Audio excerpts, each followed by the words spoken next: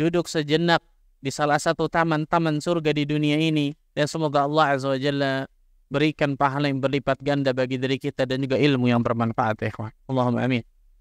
Salam dan salam semoga tercurah kepada Rasulina Al-Karim, Nabi kita Muhammad sallallahu alaihi wasallam, Nabi akhir zaman, Nabi yang telah membawa kita dari zaman kejahilian, dari zaman kebodohan, dari zaman keterasingan akan ilmu, menuju zaman yang terang benderang akan ilmu syar'i, itu zaman as-sunnah.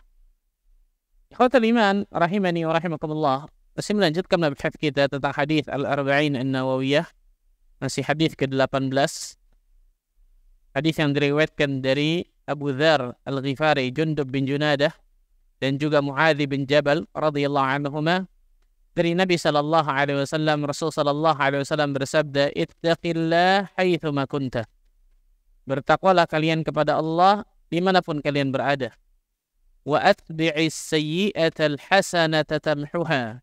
Ikutilah perbuatan buruk dengan perbuatan baik, maka niscaya perbuatan baik ini akan menghapuskan perbuatan buruk tersebut. Wa khaliqin nas bi khuluqin hasan. Dan pergaulilah manusia dengan akhlak yang mulia. Hadis ini hadis yang hasan diriwayatkan Imam At-Tirmidzi. Sudah kita bahas tentang permasalahan takwa kepada Allah Azza wa Jalla, dan jelas tidak secara detail. Kita nggak bahas di antara keutamaan takwa, ciri-ciri sifat-sifat orang yang bertakwa, kiat-kiat untuk meraih ketakwaan, karena luar biasa panjangnya tentang masalah itu. Tapi yang saya ingin tekankan adalah jangan lupa untuk selalu meminta, berdoa kepada Allah Azza wa Jalla agar Allah berikan ketakwaan bagi diri kita, ya ikhwan. Rasulullah sallallahu alaihi wasallam mengajarkan satu doa kepada diri kita, yang doa ini sangat luar biasa mudahnya kita hafal dan kita bisa baca di dalam salat kita ketika sujud misalnya, atau ketika selesai tasyahud sebelum salam, atau waktu-waktu istijabat doa yang lainnya. Allahumma inni as'alukal huda wat-tuqa wal-afaf wal-ghina. Ya Allah, aku mohon kepadamu al-huda, yang pertama hidayah, petunjuk dari Allah Azza wa Jalla. Yang kedua apa? At-tuqa, ketakwaan kepada Allah Azza wa Jalla. Setelah minta hidayah, minta ketakwaan dari Allah Azza wa Jalla. Wal-afaf, dan juga yang ketiga adalah kesucian jiwa, dijauhkan dari sesuatu yang haram. Wal-ghina, dan juga kekayaan hati. Doa yang sangat luar biasa pendeknya, tapi maknanya luar biasa besar nih, kawan. Maka mintalah kepada Allah, doa kepada Allah agar Allah selalu berikan 4 hal ini, kawan. Dan juga doa-doa Nabi sallallahu alaihi wasallam yang lain. Di antaranya Rasul sallallahu alaihi wasallam berdoa, Allahumma ati nafsi taqwaha. Ya Allah, berikanlah kepada jiwaku ketakwaan. Wa zakkiha, dan sucikanlah ya Allah. Anta khairu man zakkaha, karena engkau adalah sebaik-baik yang mensucikan. Anta waliyuha wa maulaha, karena engkau adalah sebaik-baik pelindung dan juga penolong. Di antara doa Nabi sallallahu alaihi wasallam, ikhwan, seorang muslim dan muslimah tidak boleh jarang atau malas di dalam berdoa kepada Allah Azza wa Jalla. Karena ketika seorang muslim dan muslimah malas atau jarang berdoa kepada Allah, berarti menunjukkan muslim dan muslimah tersebut gak butuh Allah dalam hidupnya. Walaupun itu tidak kita katakan dengan lisan kita, tapi itu kita katakan dengan amal perbuatan kita. Makanya para ulama menyebutkan di antaranya Syekh Salim bin Aid Al-Hilali, di antara inti doa, sirrud doa, rahasia doa, bukan hanya mengadukan masalah kita kepada Allah. Kalau antum punya masalah, biasa doa kepada Allah, betul ya? Bukan cuma itu. Kalau cuma mengadukan masalah kita kepada Allah, Allah Maha tahu. Tanpa kita doa kepada Allah, tanpa kita ngadu kepada Allah, Allah tahu kita punya ujian, kita punya masalah, kita punya musibah, kan gitu. Tapi di antara sirrud doa, rahasia-rahasia doa, tidak lain tidak bukan untuk mengukur tingkat ketergantungan hati seorang hamba kepada Rabbul Alamin. Nah, ini penting nih, subhanallah. Untuk mengukur bagaimana tingkat ketergantungan seorang hamba kepada Allah Tabaraka wa Ta'ala. Sehingga orang-orang yang malas dan jarang dalam berdoa kepada Allah Azza wa Jalla, dengan kata lain, berarti tingkat ketergantungannya kepada Allah Azza wa Jalla sangat apa? Sangat lemah, sangat sedikit. Dan ini jelas berbahaya. Apalagi Ramadan, ikhwan, da'watus sha'im mustajabah. Doanya orang yang berpuasa itu diijabah oleh Allah. Ketika mendekati buka puasa, lebih-lebih lagi luar biasa, Masya Allah. Maka sering-seringlah berdoa kepada Allah Azza wa Jalla. Salah satunya minta kepada Allah agar Allah berikan ketakwaan bagi diri kita, ya ikhwan. Ini potongan yang pertama dari hadis ini. Ittaqillah haitsu ma kunta. Bertakwalah kalian kepada Allah Azza wa Jalla dimanapun kalian berada. Kemudian lanjutan dari hadis ini, ikhwan, wa atbi'is sayyi'atal hasanata tamhuha. Ikutilah perbuatan buruk dengan perbuatan baik. Maka niscaya perbuatan baik itu akan menghapuskan perbuatan buruk kalian. Hati-hati nih, ikhwan, jangan hadis ini dijadikan dalil bagi diri kita untuk melegalkan perbuatan maksiat dan dosa. Gampang, Ustaz. Nanti ketika dosa, setelah itu kemudian apa? Berbuat baik. Maka perbuatan baik saya akan menghilangkan perbuatan apa? Buruk tersebut. Ini ngambil dalil seenaknya nih, subhanallah. Ngambil istinbat dalil seenaknya, subhanallah. Bukan itu maksudnya. Tapi para ulama menyebutkan orang-orang yang bertakwa kepada Allah. Di awal hadis Rasul sebutkan tentang perintah apa? Bertakwa. Orang-orang yang bertakwa kepada Allah Azza wa Jalla itu nggak mungkin sempurna 100%. Pasti ada apa? Kekurangan dalam ketakwaannya kepada Allah. Makanya Nabi SAW menyebutkan apa? Istaqimu wala tuhsu. Istiqamahlah kalian walaupun kalian tidak akan mampu. Maksudnya apa? Kalian nggak akan mampu terus nggak berbuat kesalahan dosa. Bisa kita, ikhwan? Oh bisa, Masya Allah. Nggak ada jawab, Masya Allah. Ya? Bisa kita nggak buat dosa? Nggak mungkin. Kullu bani Adam khatta'un. Setiap anak Adam itu selalu melakukan apa? Dosa dan kesalahan. Senantiasa, selalu. Wa khairul khatta'ina tawwabun. Dan sebaik-baik orang-orang yang selalu terjatuh dalam kesalahan dan dosa, dia selalu bertaubat kepada Allah Azza wa Jalla. Jadi istiqamah kita, ketakwaan kita kepada Allah, itu nggak mungkin sempurna 100% lurus luar biasa. Nggak melakukan dosa dan maksiat. Nggak bisa kita. Nah di sini nih, ketika kita bertakwa kepada Allah Tabaraka wa Ta'ala, ada kekurangan di sana dan di sini, maka Rasul Sallallahu Alaihi Wasallam memberikan tips kepada diri kita. Memberikan tips bagi diri kita untuk mengerjakan perbuatan kebaikan, amal saleh. Karena amal saleh tersebut akan menghapuskan perbuatan keburukan. Karena engkau bertakwa kepada Allah tidak bisa sempurna. Engkau menjalani perintah Allah nggak bisa mungkin semuanya. Engkau meninggalkan larangan Allah tidak mungkin bisa semuanya mungkin. Ada aja celah di sini dan di sini walaupun itu sedikit. Maka beramal salehlah. Karena beramal saleh tersebut, dengan amal saleh tersebut engkau akan bisa apa? Bisa menghapuskan dosa-dosa dari kesalahan-kesalahanmu tersebut. Subhanallah, lihat nih. Bagaimana hadis Nabi SAW luar biasa. Ini maksudnya. Jadi bukan berarti apa? Wah, setelah saya buat maksiat, udah saya tinggal sedekah, tinggal sholat, tinggal umroh, habis itu selesai. Ini hati-hati nih.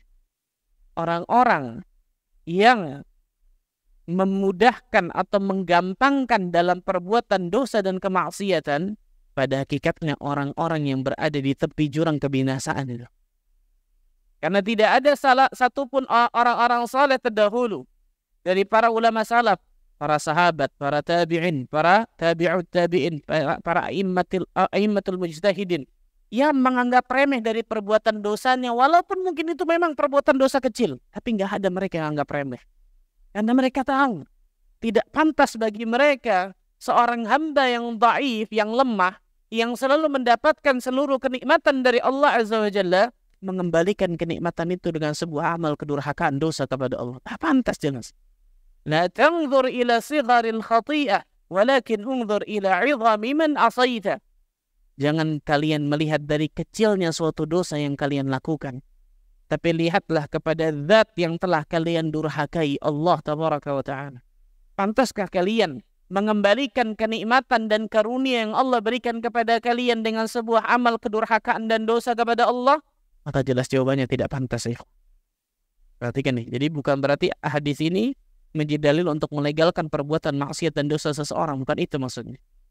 Tapi maksudnya adalah ketika seseorang bertakwa, maka ketakwaannya di situ itu pasti ada kekurangan. Nggak mungkin sempurna 100% luar biasa, nggak ada berbuat dosa kita, nggak mungkin. Nggak mungkin kemudian kita tidak muqassir, kita tidak lalai dari perintah Allah Azza wa Jalla ataupun dari larangan Allah. Nah, ketika ketakwaan ini ada kekurangan di sana dan di sini, maka beramal salehlah. Karena amal saleh tersebut akan menghapuskan perbuatan dosa-dosamu tadi itu. Untuk menambal, bisa dikatakan menambal apa? Ketakwaan Allah tabaraka wa ta'ala. Ketakwaan yang kita lakukan kepada Allah. Allah Azza wa Jalla berfirman di dalam surat Hud, surat ke-11 ayat ke-114. Jadi hadis ini semakna dengan ayat yang Allah sebutkan dalam surat Hud ini nih. Surat Hud surat 11 ayat 114. Wa aqimil salata tarafayin nahari wa zulafan minal lail. Dan laksanakanlah salat pada dua ujung siang, yaitu pagi dan petang. Dan pada bagian permulaan malam. Innal hasanat yudhibna sayyiat. Sesungguhnya perbuatan kebaikan, al-hasanat, perbuatan baik, amal saleh, yudhibna sayyiat, akan menghapuskan kesalahan-kesalahan. Dzalika dzikra lidzakirin. Itulah peringatan bagi orang-orang yang selalu mengingat Allah Azza wa Jalla. Nah, jadi semakna nih. Hadis yang disebut oleh Nabi sallallahu alaihi wasallam ini semakna dengan ayat Al-Qur'an yang Allah Azza wa Jalla sebutkan. Ikhwatal iman rahimani wa rahimakumullah. Para ulama menyebutkan ada dua makna ketika Rasul sallallahu alaihi wasallam menyebutkan iringilah, ikutilah perbuatan buruk dengan kebaikan. Ada dua makna. Para ulama hadis menyebutkan ada dua makna. Yang pertama, makna dari iringilah perbuatan buruk dengan kebaikan, maksudnya iringilah perbuatan burukmu dengan taubat kepada Allah. Ini makna pertama. Iringilah perbuatan burukmu itu dengan apa? Taubat kepada Allah. Iringilah perbuatan dosa kita dengan taubat kepada Allah. Jadi selesai berbuat dosa, bukan malah berbuat dosa selanjutnya, dan selanjutnya. Enggak, tapi berhenti dari perbuatan dosa itu, kemudian istighfar dan taubat kepada Allah Azza wa Jalla. Ini makna pertama dari wa atbi'is sayyi'atal hasanata tamhuha. Ikutilah perbuatan buruk dengan perbuatan baik. Ikutilah perbuatan dosamu dengan taubat kepada Allah. Karena kita tahu bersama taubat adalah perbuatan baik. Taubat adalah amal saleh, betul ya? Allah Azza wa Jalla berfirman di dalam surat An-Nisa, surat keempat ayat ke-17. Surat keempat ayat ke-17. Innamat taubatu 'ala Allahi lilladzina ya'maluna as-su'a bijahalatin thumma yatubuna min qarib fa ulaika yatubullahu 'alaihim wa kana Allahu 'aliman hakima. Sesungguhnya bertaubat kepada Allah itu hanya pantas bagi mereka yang melakukan kejahatan atau keburukan karena kebodohan. Karena apa? Bijahalah. Makanya ikhwan, seseorang yang buat maksiat, buat dosa kepada Allah, mau sepintar apapun orang itu, mau setinggi apapun IQ-nya, pada hakikatnya dia bodoh itu. Pada hakikatnya dia bodoh ketika dia melakukan maksiat dan dosa. Bagaimana tidak bodoh, ikhwan? Ketika dia ditanya, apakah Anda yakin Allah melihat Anda? Jawabannya apa kira-kira? Yakin. Apakah Anda yakin Allah mendengar Anda? Jawabannya apa? Yakin. Apakah Anda yakin Allah mengetahui isi hati Anda? Jawabannya apa? Yakin. Terus ngapain kamu berbuat dosa? Nah, itulah Pak Ustaz. Kan gitu biasanya. Jadi kalau ditanya, Anda yakin Allah melihat Anda yakin Allah mendengar Anda yakin Allah melihat gerak-gerik Anda? Bayangkan CCTV aja nggak tahu dalam hati kita. Allah Azza wa Jalla tahu Al-Khabir, pengetahuan yang secara terperinci luar biasa dalam hati kita. Itu Allah Rabbul Izzati wal Jalal. Loh, kenapa Anda berbuat maksiat? Kenapa? Terkalahkan oleh hawa nafsu buruk. Terkalahkan oleh syahwat buruk. Makanya seorang yang dia meyakini Allah melihatnya, Allah mendengarnya, Allah mengetahui segala gerak-geriknya, bahkan yang terbesit dalam hatinya, tapi masih berbuat dosa dan kesalahan, masih berbuat maksiat dan kedurhakaan kepada Allah, Allah sebutkan bijahalah, bodoh, jahil, mau sepintar apapun orang itu tuh. Makanya Allah menyebutkan di sini, sesungguhnya bertaubat kepada Allah hanya pantas bagi mereka melakukan keburukan karena kebodohan, karena tidak mengerti. Thumma yatubuna min qarib. Kemudian segera bertaubat setelah itu kepada Allah Azza wa Jalla. Faulaika yatubullahu alaihim. Taubat mereka, Allah Azza wa Jalla akan terima taubat mereka itu. Wa kana Allahu aliman hakima, dan Allah Azza wa Jalla Maha mengetahui lagi Maha bijaksana. Lihat ayat di atas menunjukkan bahwa barang siapa yang bertaubat kepada Allah Azza wa Jalla dengan taubatan nasuha, dengan syarat-syarat taubat yang lengkap yang dia jalani setelah dia berbuat dosa dan maksiat, Allah Azza wa Jalla akan terima taubatnya insyaallah. Nah, ini maksud yang pertama dari iringilah perbuatan baik dengan iringilah perbuatan buruk dengan kebaikan. Maksudnya iringi perbuatan burukmu, maksiatmu, dosamu dengan taubat kepada Allah Azza wa Jalla. Ini yang pertama. Dan yang namanya taubat, ikhwan, gak ada cerita batasnya. Maksudnya gak ada, oh antum udah 3 kali nih berbuat dosa dan maksiat, ini gak ada taubat lagi sama antum. Kan biasa ya. Apa kalau bahasa kita? Tomat. Tahu tomat? Taubat kumat. Taubat sambal. Orang makan sambal kan gitu ya. Pedesan tapi colek mulu. Ini kalau maksudnya kemudian Allah Azza wa Jalla tidak akan ampuni setelah dia berkali-kali, ini salah maksudnya. Ini perhatikan baik-baik. Ini salah maksudnya. Jadi kalau ente berkali-kali berbuat dosa, udah Allah nggak akan ampuni setelah itu. Mana dalilnya? Ada, subhanallah. Ada yang ada dalilnya sebaliknya, subhanallah. Selama nyawa kita belum di kerongkongan, kewajiban diri kita setiap muslim dan muslimah untuk bertaubat kepada Allah. Innallaha yaqbalu taubatal 'abdi ma lam yugharghir. Sesungguhnya Allah Azza wa Jalla akan menerima taubat seorang hamba sebelum nyawanya di kerongkongan. Malaikat Jibril berkata kepada Nabi SAW, "Ya Muhammad, law ra'aitani wa ana aghasu fil bahr." Seandainya engkau melihat ketika aku menyelam ke Laut Merah, mengambil semua lumpur yang ada di Laut Merah untuk menyumpal mulut Fir'aun, agar dia tidak mengatakan satu perkataan yang dengan perkataan itu Allah bisa ampuni perbuatan. Ini menunjukkan bagaimana rahmat Allah Azza wa Jalla. Luar biasa, betul ya? Di sini sekali lagi bukan berarti kemudian menggampangkan dosa dan maksiat. Bukan itu, salah.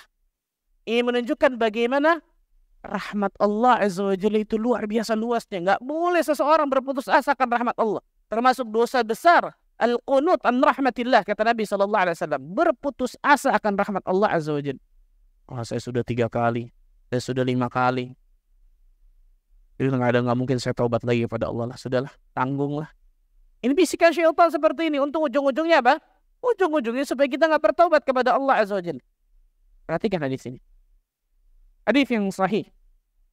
Yang riwayat Imam Bukhari Muslim.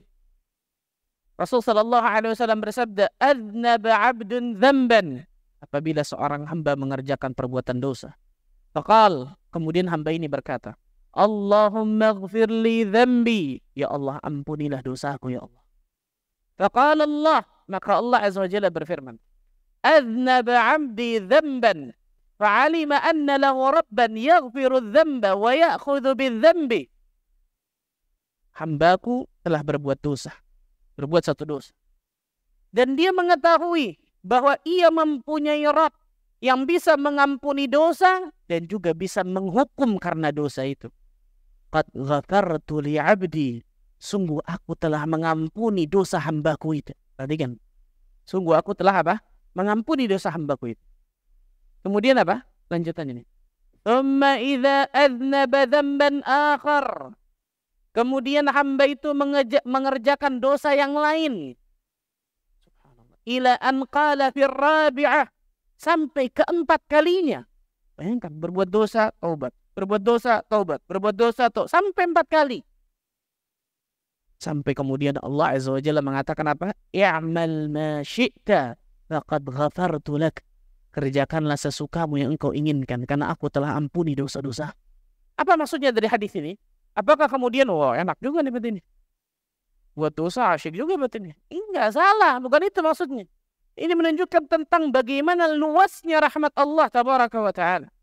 Ini menunjukkan apa? Selagi hamba itu dalam kondisi ketika dia mengerjakan dosa kemudian langsung bertaubat kepada Allah Azza wa Jalla, Allah akan ampuni dosa-dosanya insyaallah. Bedakan dengan orang yang kedua ya ikhwan ya. Ah gampang, nanti tinggal taubat lah. Ini nggak masuk nih. Kalau orang seperti ini menggampangkan tentang masalah apa? Maksiat dan dosa. Pertanyaan besarnya adalah, siapa yang akan yakin ketika dia berbuat dosa dan maksiat, Allah tidak wafatkan dirinya dalam perbuatan dosa dan maksiat tersebut? Satu. Siapa yang yakin nih, ketika dia buat dosa dan maksiat, Allah masih berikan hidayah dirinya untuk kembali kepada Allah dengan taubat? Berapa banyak orang-orang tercebur dalam maksiat, nggak bisa keluar dari kubangan maksiat itu. Betul? Kenapa? Salah satunya karena menggampangkan maksiat itu. Anggap remeh tentang maksiat perbuatan dosa itu. Dan ini jelas salah, subhanallah. Tapi maksudnya apa? Ketika seorang hamba bertaubat kepada Allah, maka yakinlah dia punya Rabb yang selalu bisa mengampuni dosanya, tapi juga bisa menghukum karena dosa. Maka hamba ini beristighfar, minta ampun kepada Allah.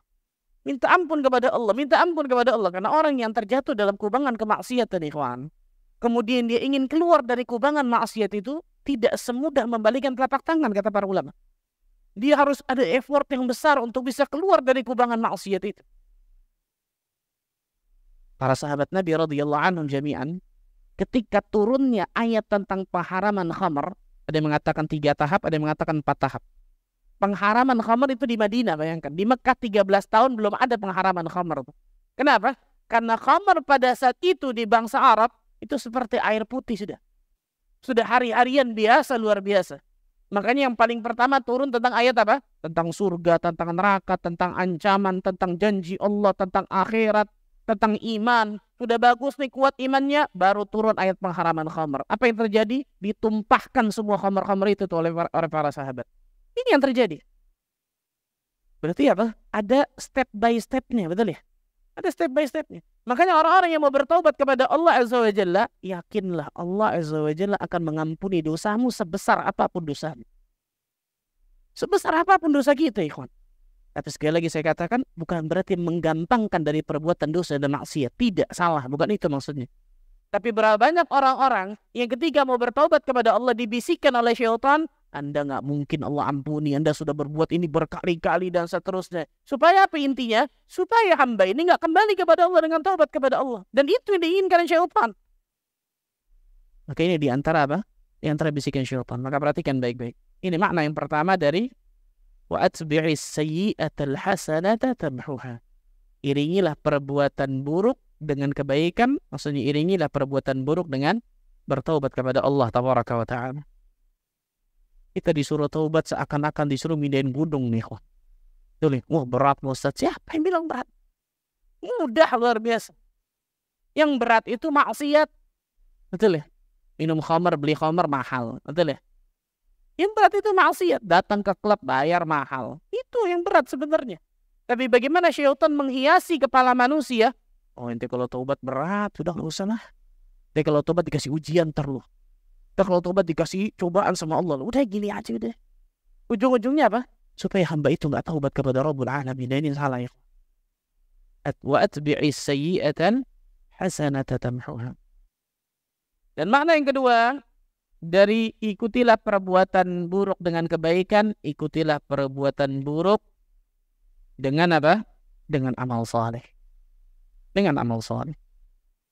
Ikutilah perbuatan burukmu dengan amal saleh. Kebaikan lebih umum ini. Kalau tadi kebaikan khusus, taubat, amal saleh khusus, taubat, ini kebaikan umum. Secara umum, kebaikan apapun itu, amal saleh apapun itu, insyaallah ta'ala akan bisa menghapuskan dari perbuatan dosa-dosa kita. Rasulullah SAW bersabda dalam hadis yang sahih yang diriwayatkan Imam Muslim, "Ala adullukum ala ma yamhullahu bihil khataya wa yarfa'u bihid darajat." Mau kalau tunjukkan kepada kalian tentang satu amalan yang bisa menghapuskan dosa-dosa dan bisa meninggikan derajat. Bisa menghapuskan dosa, bisa meninggikan derajat. Qalu bala ya Rasulullah. Mau Rasulullah, apa itu? Ada 3 amalan nih di dalam hadis ini ya. Karena dalam hadis ini ada lebih lain. Yang pertama, isbaghul wudu' 'alal makarih. Menyempurnakan wudu dalam kondisi-kondisi yang dibenci. Contohnya apa? Ketika dingin, kemudian ngantuk, kemudian ngantuk kan ngantuk, apa ngantuk kan sini? Wudu kalau wudu ngantuk. Dan sebenarnya wudu itu sendiri pun akan bisa apa? Menghapuskan dosa-dosa. Tapi ketika wudu dilakukan pada kondisi-kondisi yang dibenci, jelas pahalanya lebih apa? Pahalanya lebih besar. Al-ajru biqadril masyaqqah. Pahala yang didapatkan itu sesuai dengan tingkat kesulitan yang diterima. Nah, wudunya sendiri itu bisa apa? Menghapuskan dosa. Bayangkan ketika wudu, kemudian tetesan air yang keluar itu keluar dosa kita satu persatu, luar biasa. Itu wudunya sendiri.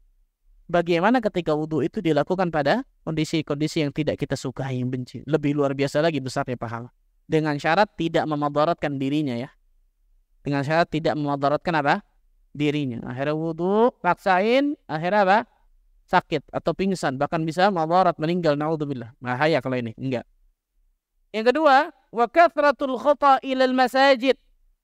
Banyak melangkahkan kaki ke masjid. Allahu Akbar. Satu langkah kaki kita mengangkat derajat, satu langkah kaki kita menghapuskan dosa terus, subhanallah. Maka yang paling terbaik ketika seorang datang ke masjid itu apa? Berjalan kaki. Kalau naik kendaraan boleh Pak Ustaz? Boleh. Syekh bin Bas mengatakan Allah Azza wa Jalla akan memberikan ganjaran dari bensin yang dia keluarkan itu insya Allah. Tapi kalau kita lihat tekstual hadis kata Syekh, maka jelas ketika jalan itu lebih afdal kata para ulama. Lebih afdal. Kecuali memang apa? Mungkin masjidnya agak jauh dan seterusnya. Yang ketiga, wantidharus salah ba'da salah. Menunggu satu salat dengan salat yang lain. Menunggu satu salat dengan salat yang lain. Misalnya dari zuhur ke asar antum duduk di sini sampai asar. Malam yuhdits. Selama dia tidak berhadas, maka Allah Azza wa Jalla akan menghitung dia apa? Dia mendapatkan pahala besar, pahala salat, bahkan pahala ribat. Apa itu ribat? Salah satu jihad di jalan Allah namanya ribat, menjaga perbatasan kota itu. Rasul menyebutkan, fadzalikumur ribat, fadzalikumur ribat. Itu adalah ar-ribat, itu adalah ar-ribat. Itu salah satu bentuk jihad menjaga perbatasan apa? Perbatasan antara kaum muslimin dengan kaum kafir. Ini 3. Dari sekian banyak amalan, contoh 3 disebutkan dalam hadis ini. Menyempurnakan wudu ketika dalam kondisi sulit, kemudian menunggu satu salat dengan salat yang lain, kemudian berjalan kaki ke masjid atau banyak melangkahkan kaki kita ke masjid. Itu bisa menghapuskan dosa-dosa dan juga bisa mengangkat derajat kita dalam pandangan Allah Azza wa Jalla. Ini kenapa Nabi menyebutkan wa atbi'is sayyi'atal hasana tamhuha. Ikutilah perbuatan buruk dengan perbuatan baik, maka niscaya perbuatan baik itu akan menghapuskan perbuatan buruk tersebut. Ikhwatal iman, rahimani wa rahimakumullah. Salah satu hadis yang sangat luar biasa dan nyambung tentang masalah Ramadan kita ini. Dalam hadis yang sahih yang diriwayatkan oleh Imam Muslim dari Abu Hurairah radhiyallahu anhu, as-salawatul khams wal jumu'ah ila al-jumu'ah wa Ramadan ila Ramadan mukaffiratun ma bainahunna. Satu salat dengan salat yang lain, salat 5 waktu maksudnya. Kemudian satu Jumat dengan Jumat yang lain. Ramadan dengan Ramadan yang lain. Mukaffiratun ma bainahunna, akan menghapuskan di antara keduanya. Lihat ya, subhanallah, ini dari satu salat ke salat lainnya, 5 waktu. Subuh, zuhur, asar, maghrib, isya. Ini harian berarti. Karena kita melakukan dosa juga apa? Harian. Yang kedua, wal jumu'ah ilal jumu'ah. Satu Jumat ke Jumat. Ini apa berarti? Mingguan. Yang ketiga, wa Ramadan ila Ramadan. Ramadan ke Ramadan berikutnya. Ini apa? Tahunan. Lihat bagaimana ampunan Allah yang Allah berikan luar biasa, Masya Allah. Harian ada, mingguan ada, tahunan ada. Kenapa? Karena Allah tabaraka wa ta'ala tahu bahwa kita manusia tidak mungkin lepas dari kesalahan dan dosa. Sehingga Allah azza wa jalla sediakan mukaffiratudz dzunub, pengampunan dosa, luar biasa banyaknya. Ada yang sifatnya harian, ada yang sifatnya mingguan, ada yang sifatnya tahunan. Bahkan lebih dari itu. Subhanallah. Mukaffiratun ma bainahunna. Akan menghapuskan di antara keduanya tuh, subhanallah. Idza jtudibal kabair, selama dia menjauhi dosa-dosa besar. Selama dia menjauhi ada dosa-dosa besar. Ulama khilaf tentang apakah dosa besar tersebut harus bertaubat atau tidak. Jumhur ulama mengatakan dosa besar hanya bisa dihapus dengan bertaubat kepada Allah Azza wa Jalla. Di jumhur ulama, mayoritas ulama. Sebagian kecil ulama ada yang mengatakan bukan hanya dengan taubat, Tapi bisa juga dengan amalan-amalan tertentu yang amalan ini luar biasa besar pahalanya. Contohnya apa? Contohnya apa? Hah? Al-ikhlas. Diam semua, Masya Allah. Mana dalilnya? Bagaya min Bani Israel. Wanita pezina di Bani Israel. Yang memberikan minum seekor apa? Anjing. Betul? Kerjaan wanita ini tukang zina. Bukan pernah berzina loh. Kerjaan wanita ini apa? Memang tukang zina. Bagaya min Bani Israel. Salah satu pezina dari Bani Israel. Melihat seekor anjing, menjilat-jilat satu sumur sambil berputar-putar di sumur tersebut. Maka wanita ini masuk ke dalam sumur, kemudian apa? Mengambil sepatunya, diambil air, digigit sepatunya, dinaik, diberikan anjing minum. Apa kata Nabi SAW? Ghafarallahu laha. Allah Azza wa Jalla ampuni dosa-dosanya karena perbuatan. Apa gara-gara perbuatan kecilnya? Enggak, karena keikhlasannya kata para ulama. Wanita ini berani mengambil resiko untuk masuk ke dalam sumur yang notabene itu berat bagi seorang wanita luar biasa. Tapi wanita ini berani mengambil resiko itu untuk bisa apa? Untuk paling tidak bisa menolong anjing tadi. Maka ini tidak mungkin keluar kecuali dari hati yang luar biasa ikhlas. Wanita ini ketika menolong anjing tersebut nggak ada yang melihatnya. Ketika kita dilihat orang berbuat amal soleh sama nggak dilihat orang, lebih mudah mana menjaga keikhlasan? Nggak dilihat orang, betul ya? Wanita ini subhanallah tahu bahwa seekor anjing tidak akan pernah bisa berikan balasan kepadanya. Dan Allah mengatakan apa? Innama nut'imukum liwajhillah. Sesungguhnya kami memberikan makan kepada kalian karena mengharapkan wajah Allah. La nuridu minkum jazaa'a wala syukura. Kami tidak menginginkan balasan ataupun ucapan terima kasih. Wanita ini tahu anjing ini nggak mungkin bisa. Jazakillah khair ya. Nggak mungkin bisa. Wanita ini sadar.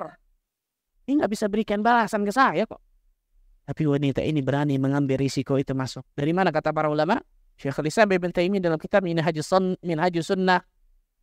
Begitu juga Al-Imam Ibnu Qayyim Al-Jauziyah menjelaskan panjang lebar luar biasa hadis ini. Intinya adalah keikhlasan yang ada dalam hati wanita itu yang menjadikan Allah Azza wa Jalla ampuni dosa-dosa besarnya. Pezina, bayangkan gak main-main loh. Ikhlas. Ini luar biasa nih.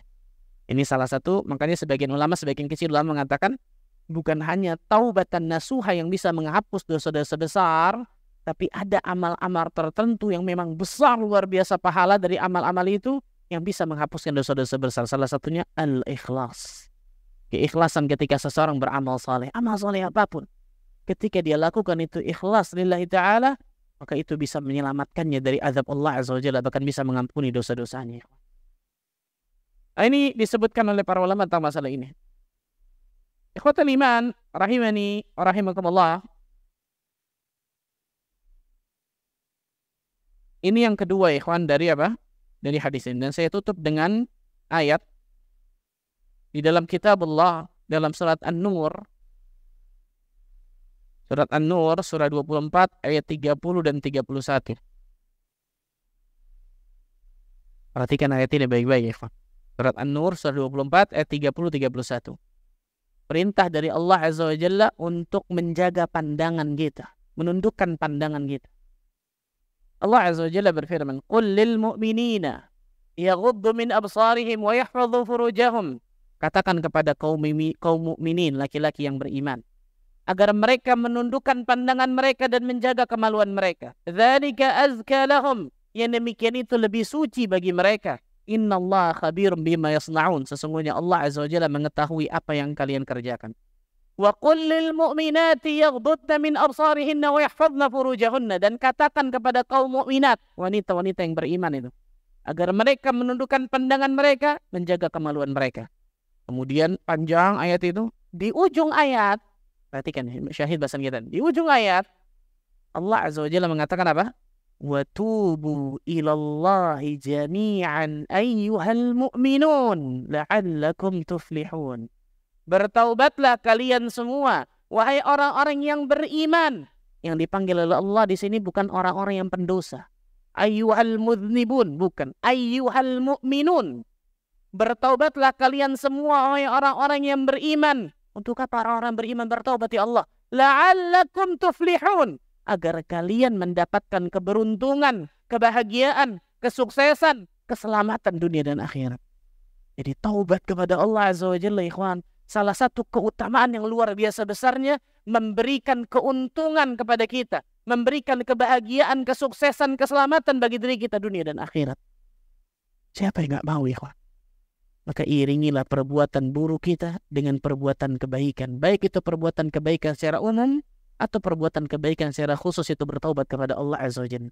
Syekh Muhammad ibn Shalih Al-Utsaimin rahimahullah ketika menjelaskan ayat ini, beliau mengatakan, perhatikan wahai saudara-saudaraku. Dalam ayat ini Allah memerintahkan kita untuk menundukkan pandangan. Yang notabene mungkin menundukkan pandangan, orang nggak bisa jaga pandangannya, bukan termasuk dosa besar mungkin, kata beliau. Tapi Allah Azza wa Jalla di akhir ayat menyuruh kaum mukminin untuk bertaubat kepada Allah. Kalaulah seseorang yang tidak bisa menjaga matanya, nggak bisa menundukkan pandangan matanya dari sesuatu yang haram, Allah perintahkan untuk taubat, bagaimana dengan dosa yang lain, ya Allah? Bagaimana dengan dosa berzina? Bagaimana dengan dosa makan riba? Bagaimana dengan dosa ghibahin orang? Bagaimana dengan dosa zalim? Bagaimana dengan dosa syirik? Bagaimana dengan dosa yang lain? Ini dosa mungkin yang kita lihat setiap hari, mungkin subhanallah ini.